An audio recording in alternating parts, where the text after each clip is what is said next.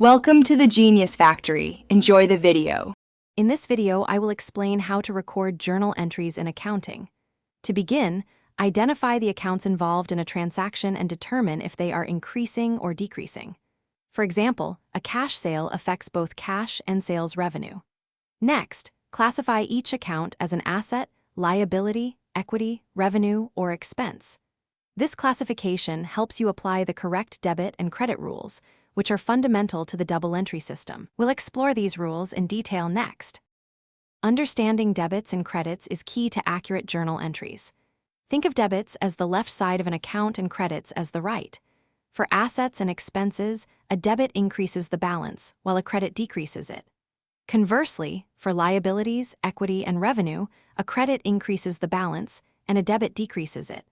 Remember, the fundamental rule is that for every transaction, total debits must always equal total credits, ensuring your accounting equation remains balanced.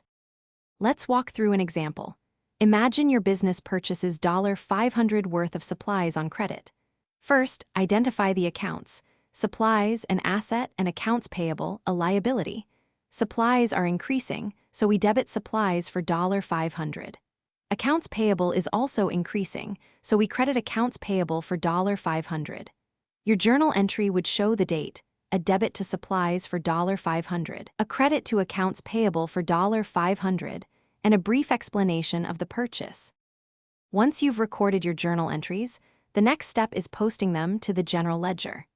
This means transferring the debit and credit amounts from each journal entry to their respective individual accounts in the ledger. For instance, the $500 debit to supplies would be posted to the supplies account, and the $500 credit to accounts payable would go to the accounts payable account. This step aggregates all transactions for each account, providing balances needed for financial reports. Thanks for watching. If you found this helpful, don't forget to like and subscribe.